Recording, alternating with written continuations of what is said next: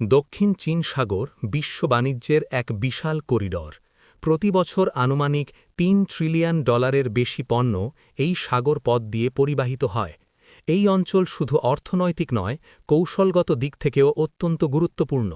আর এখানেই বহু বছর ধরে মুখোমুখি অবস্থানে রয়েছে বিশ্বের দুই বৃহৎ শক্তি, চীন ও যুক্তরাষ্ট্র।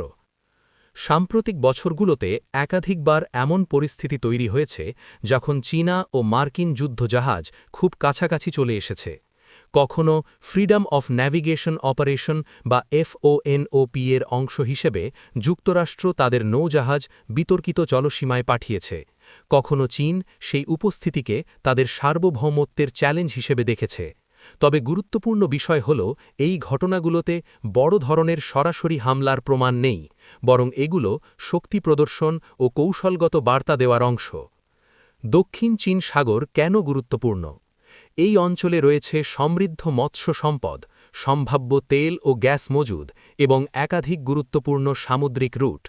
চীন তথাকথিত 9-9 দাবি করে প্রায় পুরো সাগর জুড়ে ঐতিহাসিক অধিকার প্রতিষ্ঠার কথা বলে, কিন্তু ভিয়েতনাম, ফিলিপিন্স, মালয়েশিয়া ও ব্রুনেই সহ একাধিক দেশ এই দাবির বিরোধিতা করে। 2016 সালে আন্তর্জাতিক ট্রাইব্যুনাল ফিলিপিনের পক্ষে রায় দেয়, যেখানে চীনের বিস্তৃত দাবিকে আইনি ভিত্তিহীন বলা হয়। চীন সেই রায় প্রত্যাখ্যান করে। যুক্তরাষ্ট্র নিজে এই জলসীমার দাবিদার নয়, কিন্তু আন্তর্জাতিক আইন, বিশেষত জাতিসংঘের সমুদ্র আইন কনভেনশন বা আনক্লস অনুযায়ী আন্তর্জাতিক জলপথে চলাচলের স্বাধীনতা বজায় রাখতে চায়।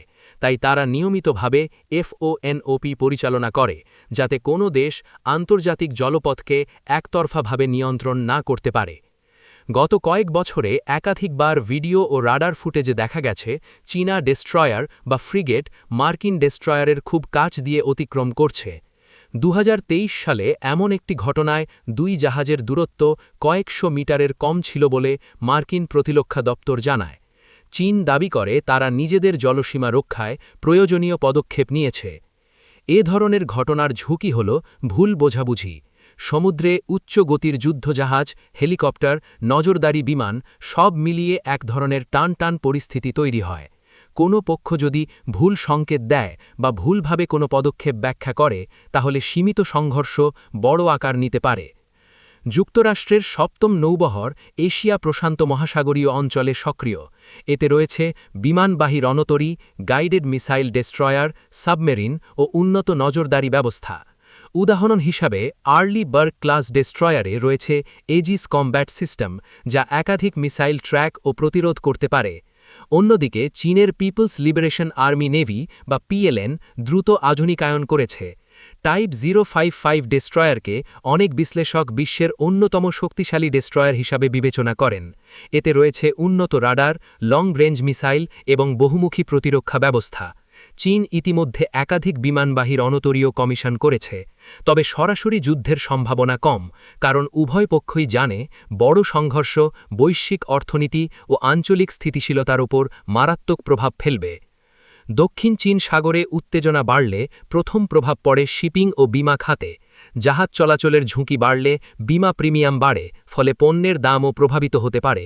এছাড়া আঞ্চলিক দেশগুলো, বিশেষত এশিয়ান দেশগুলো চায় না যে তাদের অঞ্চল সুপার পাওয়ার প্রতিযোগিতার ময়দানে পরিণত হোক। চীন বেল্ট অ্যান্ড রোড ইনিশিয়েটিভের মাধ্যমে আঞ্চলিক প্রভাব বাড়াতে চায়।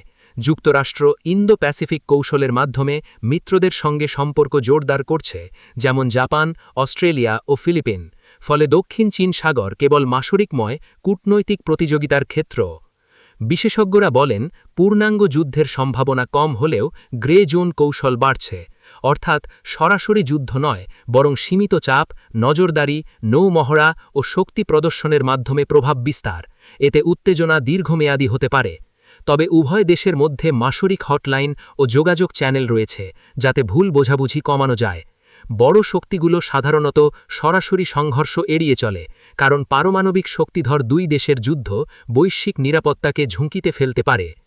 দক্ষিণ চীন সাগরে চীন ও যুক্তরাষ্ট্রের নৌ উপস্থিতি নতুন কিছু নয়, বরং এটি দীর্ঘদিনের সামরিক প্রতিদ্বন্দ্বিতার অংশ।